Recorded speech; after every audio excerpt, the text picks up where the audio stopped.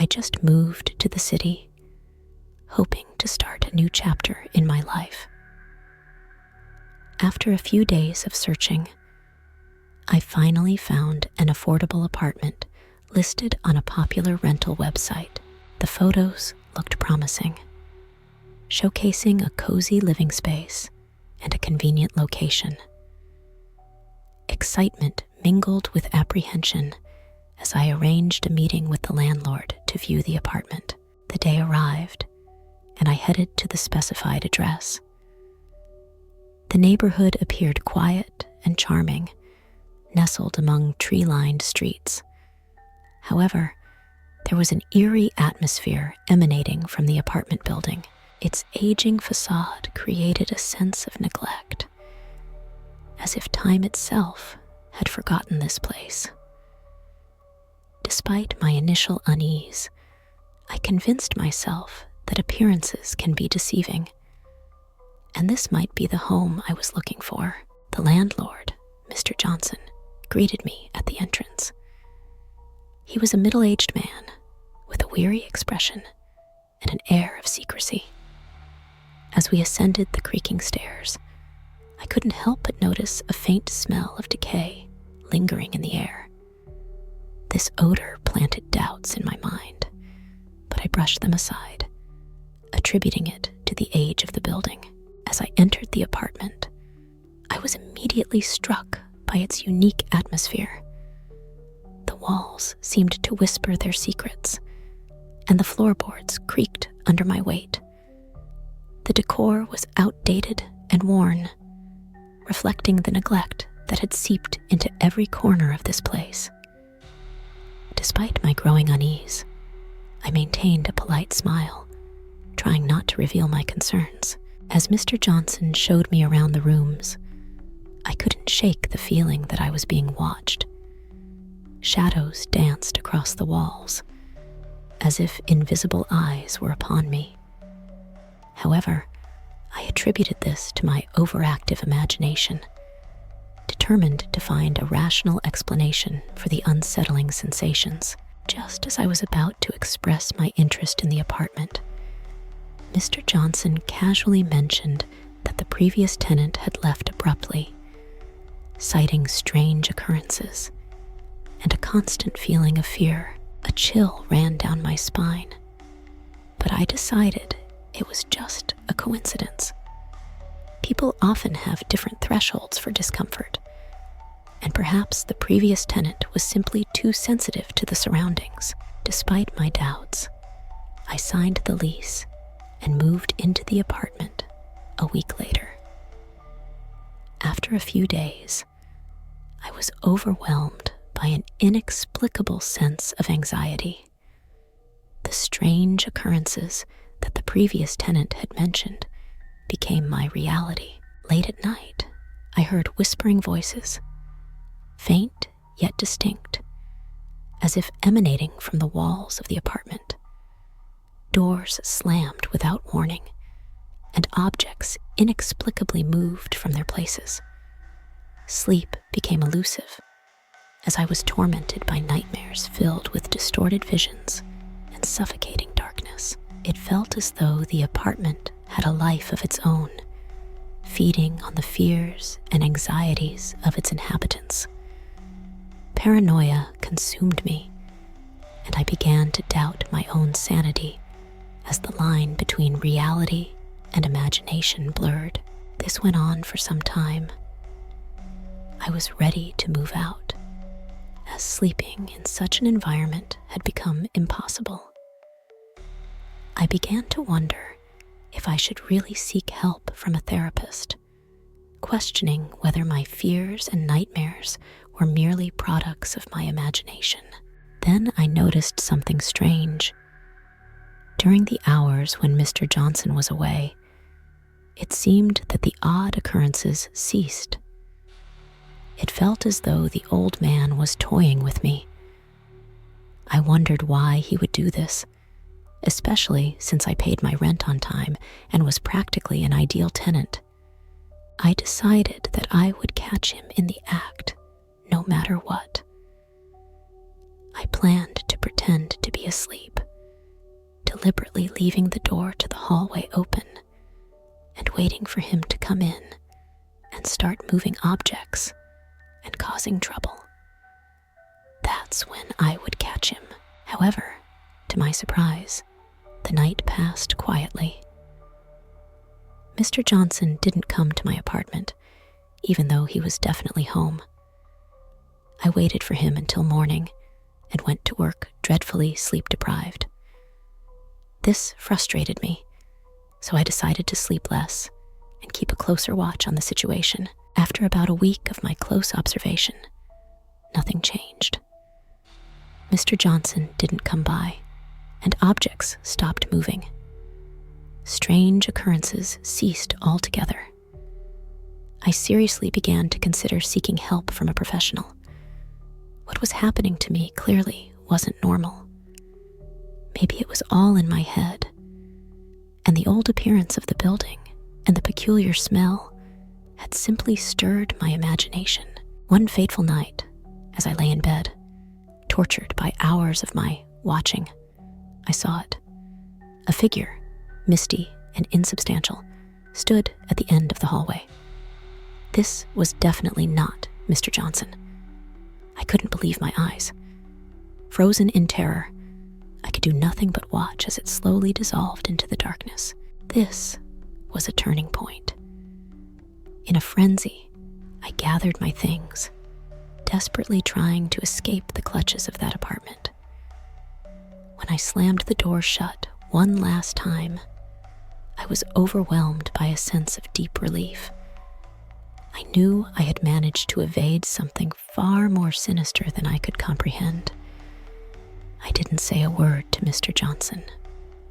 I simply didn't care. Years have passed since that terrifying event, but the memories continue to haunt me. The apartment still stands empty, its secrets hidden within the crumbling walls.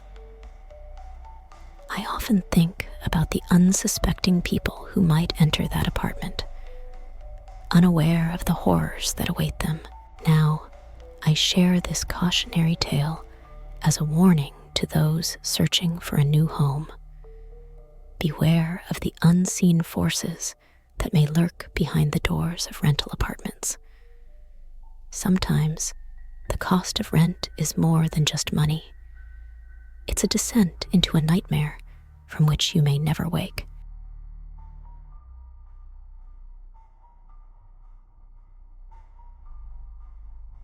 Jenny had been eagerly anticipating her vacation for months. She decided to book an Airbnb in the countryside to spend a weekend there.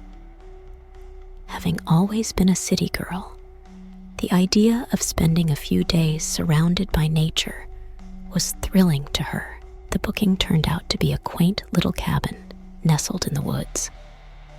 It was exactly what she had hoped for: cozy, rustic, with a beautiful view of the mountains. The host, a man named Tom, was very helpful during the booking process, and even more so when Jenny arrived at the cabin.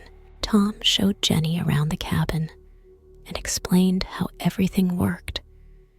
He seemed friendly and welcoming, and Jenny was grateful for his help. However, as the weekend progressed, she began to notice some strange things. First of all, Tom seemed to visit the cabin far more often than he let on.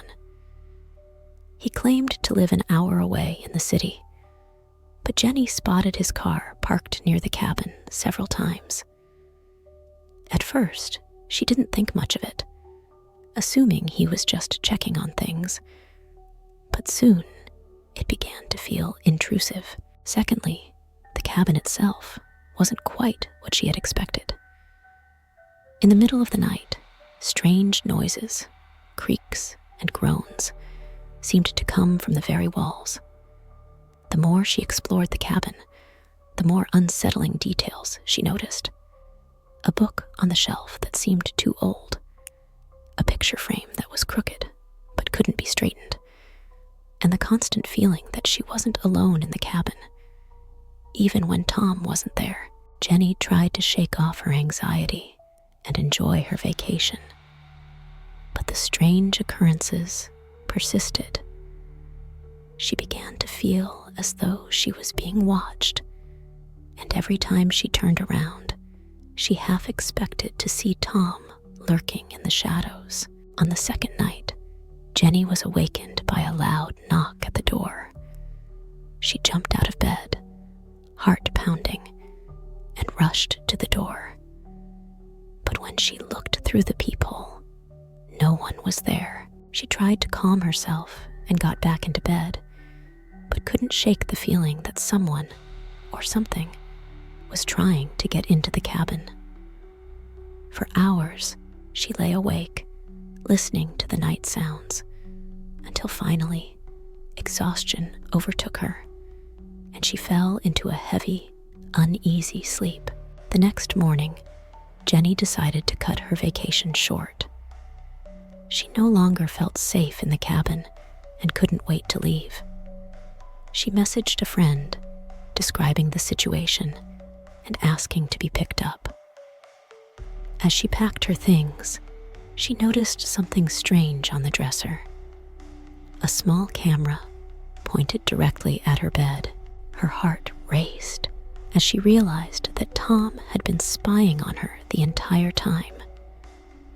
She quickly gathered her things and rushed to the front door, but when she turned the handle, it wouldn't budge.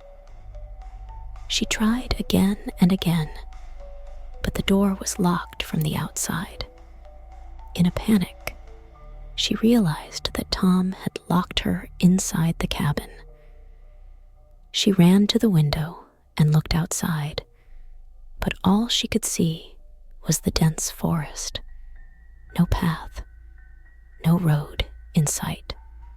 Jenny knew she had to find a way out, but as she frantically searched for her phone or something to break the window, she heard a sound that made her blood run cold.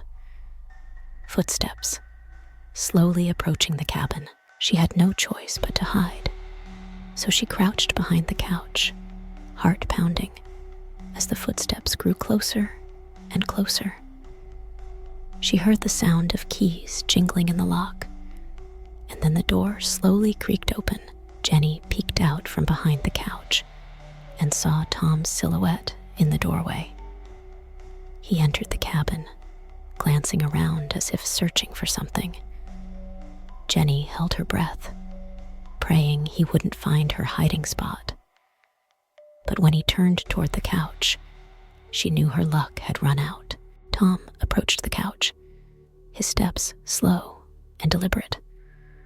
Jenny's heart pounded in her chest as she tried to remain calm and silent, though her body trembled with fear. Suddenly, Tom stopped right in front of the couch and crouched down, peering behind it. Jenny shut her eyes, bracing for the worst, but to her surprise, Tom simply took something from his pocket and headed toward the exit. Jenny watched as he approached the door and placed a small object on a shelf. As Tom turned to leave, Jenny saw her chance. She bolted from behind the couch and sprinted toward the door, hoping to catch him off guard. But just as she reached the door, a sharp pain shot through her neck, and everything around her went dark. When Jenny woke up, she was lying on the cabin floor. She tried to move, but her limbs felt heavy and unresponsive. With great effort, she opened her eyes and saw Tom standing over her, holding a syringe in his hand. "Welcome back," he said, his voice cold and calculating. "I hope you enjoyed your little nap." Jenny tried to speak, but her throat felt tight and constricted. She realized with horror that Tom had drugged her with a sedative. "Don't worry," Tom continued, his voice chillingly calm. "You won't be awake for long. I've prepared a special surprise for you."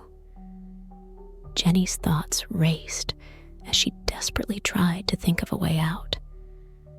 But her body was weak and sluggish, and she knew that escape seemed impossible. Tom crouched beside her, a nauseating smile fixed on his face. "You see, Jenny," he said, "I've been waiting for someone like you. Someone young, healthy, and just naive enough to fall into my little trap." Jenny tried to move, to resist, but her body wouldn't respond. She was completely at Tom's mercy. "You thought you were just renting a cabin for the weekend," Tom continued. "But in reality, you were the main attraction in my little game. A game I've been playing for many years." Jenny's heart sank as she realized the full extent of Tom's depravity. She was just another victim in his sick and twisted game. But then, a glimmer of hope appeared. Jenny heard a faint knock at the window. She strained to see through the fogged-up glass and spotted a figure outside, frantically waving a hand. It was a police officer, responding to her friend's call for help. Jenny knew she had to hold on just a little longer to stay conscious until the officer could save her. As Tom gloated over his victory, Jenny focused all her strength on staying awake. She prayed that the detective would find her in time and prevent Tom from harming anyone else. And then, summoning all her strength, Jenny screamed for help. Her voice echoed through the cabin, and she saw Tom's expression shift from triumph to fear. Suddenly, the door burst open, and the detective stormed in, gun drawn. Tom tried to flee, but he was no match for the detective's quick reflexes. As Jenny was carried out of the cabin, a wave of relief washed over her. She was safe, and Tom would never hurt anyone again. But as she glanced back at the cabin, she saw something that chilled her to the bone. On the shelf where Tom had placed the small object, she spotted a tiny camera pointed directly at her. The realization hit her like a ton of bricks. Tom had been recording everything, and who knew how many other victims had come before her.